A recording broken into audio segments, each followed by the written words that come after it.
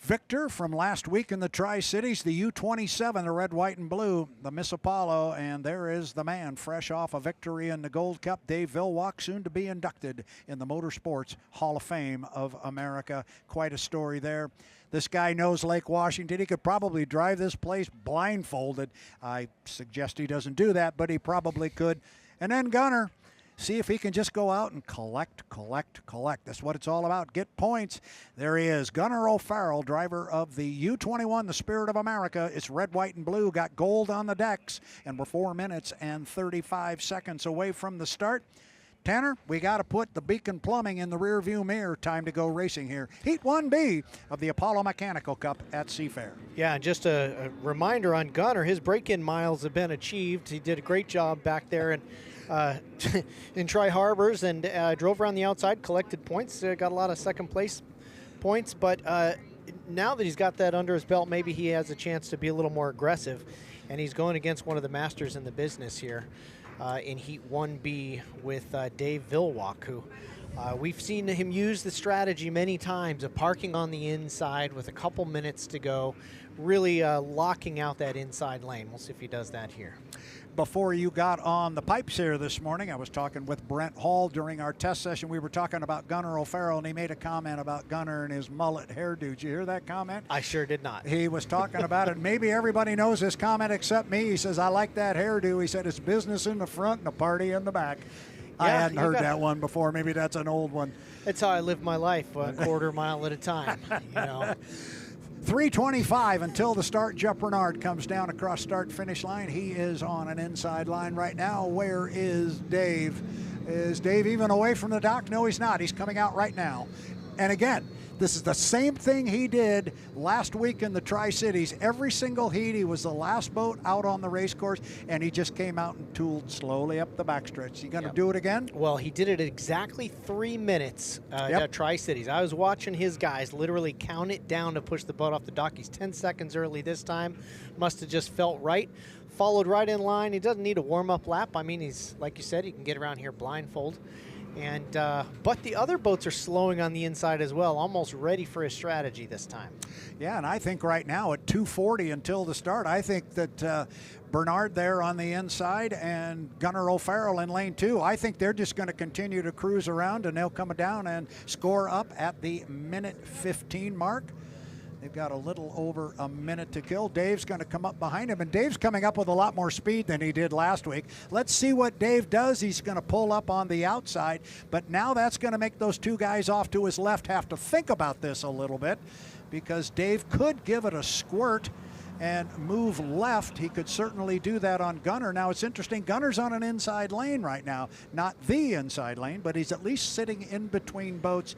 He still has plenty of time if he wants to move to the outside. Yeah, it's the first time we've seen Gunnar fighting for the inside. All the boats giving each other a lot of respect there. So maybe there's some shenanigans to be had after they cross the start-finish line, but they have 30 seconds before the score-up is complete.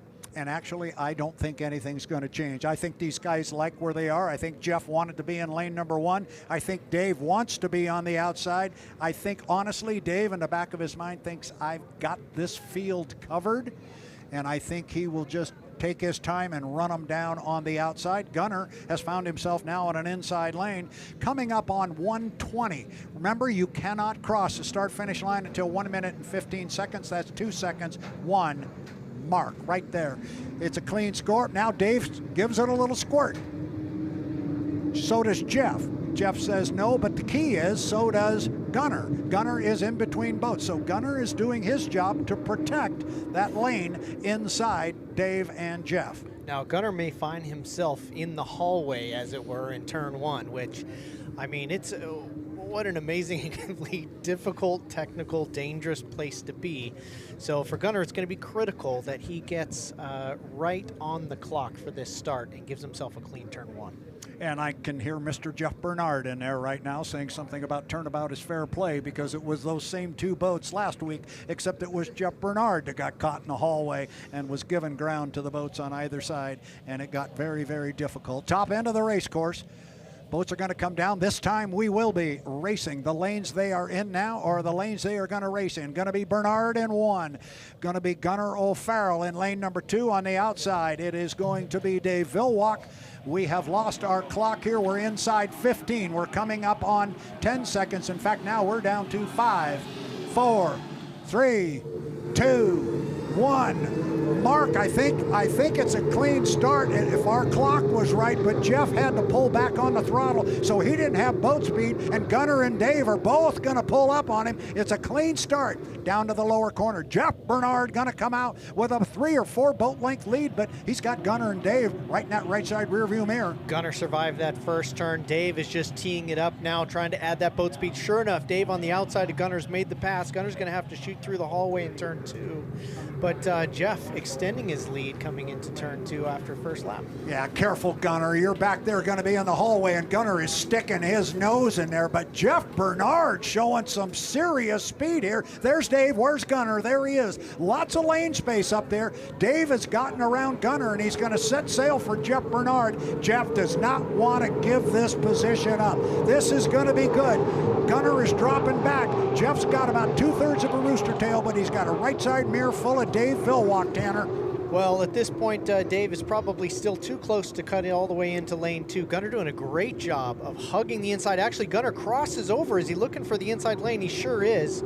But Jeff still extending, well, holding his lead. Dave is really chasing him down, actually. He certainly is, but Jeff Bernard, he is no stranger to this position. He knows what to do. Watch how the line changes as he goes through this corner. Is he going to stay tight? Is he going to go wide? Jeff is going to go wide. He's going to make Dave run a big course up there at the top end. They're going to come down and put lap number 2 of 3 in the books.